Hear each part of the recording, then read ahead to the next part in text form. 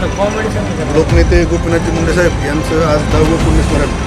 एका अर्थानं एखादी व्यक्ती गेल्यानंतर त्याचा विचार जिवंत ठेवण्याचं मोठं कार्य आमच्या नेत्या आदरणीय लोकनेत्या पंकजा मुंडे साहेब यांनी जो संकल्प केला की गोपीनाथ मुंडे हे नाव मी जगाला विसरू देणार नाही, त्याचाच एक भाग म्हणून मुंडे सैनिक म्हणा किंवा मुंडे प्रेमी म्हणा, आम्ही सर्व भगवंगड परिसरातील मित्रपरिवार मग आमचे त्यामध्ये करतो। यावर्षी मुद्दामून आम्ही मनोहर डोळे फाउंडेशन नारायणगाव पुणे स्थित जे आपलं डोळ्यांचं हॉस्पिटल आहे त्यांच्या वतीने या ऊसतोडणी कामगारांसाठी विशेषतः आपण त्यांच्यासाठी मोफत नेत्र तपासणी शिबिराचं आयोजन केलं।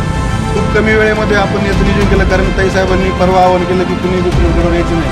तर दरवर्षी मोठ्या संख्येने आम्ही भगवानगड परिसरातील अनेक मुंडेप्रेमी गोपीनाथगडावर जात असतो। मी सर्वांना आवाहन करू इच्छितो या निमित्ताने की हा उपक्रम आपण दर महिन्याला ठेवणार आहोत। खरवंडी कासार परिसरामध्ये भगवानगडाच्या परिसरामध्ये नेत्र शिबिराचं आयोजन करण्यात आलेलं आहे।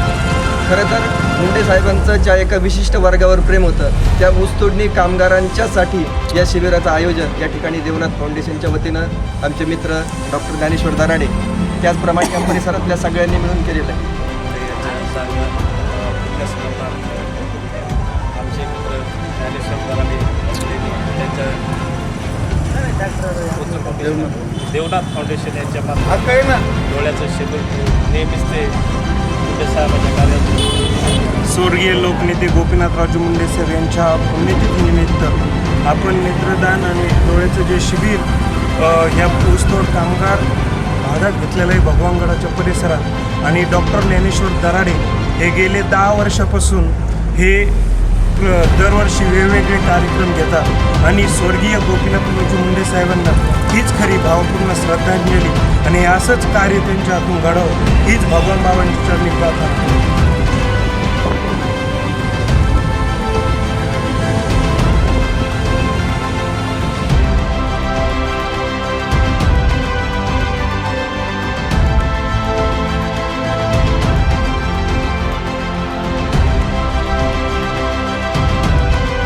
आज मुंडे साहेबांच्या पुण्यतिथीनिमित्त देवनाथ फाउंडेशन दराडे डॉक्टर यांनी चांगला उपक्रम घेतला आहे।